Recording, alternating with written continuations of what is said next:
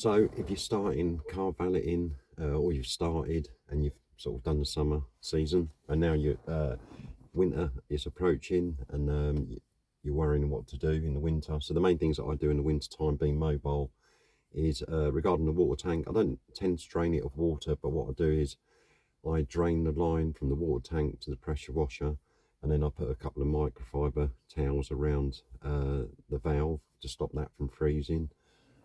Anything with water that's diluted, or any product that's diluted with water, this could be like all-purpose cleaner, it could be wheel cleaner, whatever you've got that you dilute and then you put water in.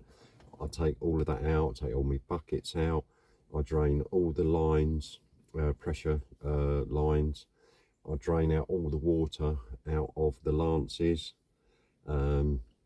I remove my shampooer as well. So basically anything with water other than the tank, you'd probably be okay. I take out, because otherwise what will happen is if it freezes overnight, it will start breaking, you know, bottles, it can break lines, split lines, it can do a lot of damage to your shampoo if you leave that in the van and it's still got water in it. So it's just preparation that way. It's a bit of a pain having to take all the, you know, drain all the lines, take all the stuff out and then put it back in the morning.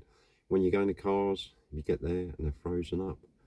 Well, there's two things that you can do. You either get there a little bit later in the day, so the temperatures are, you know, warm enough so that when you're pressure washing, it's not freezing on the bodywork.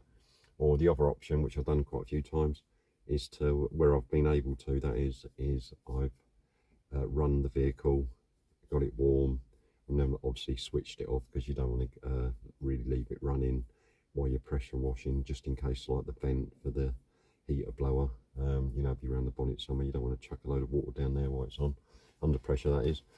So yeah, so it's just preparation and obviously putting on the layers, and that's basically what I do in the winter time.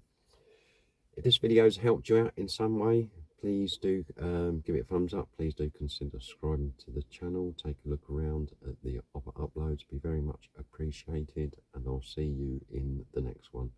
Ta-da for now.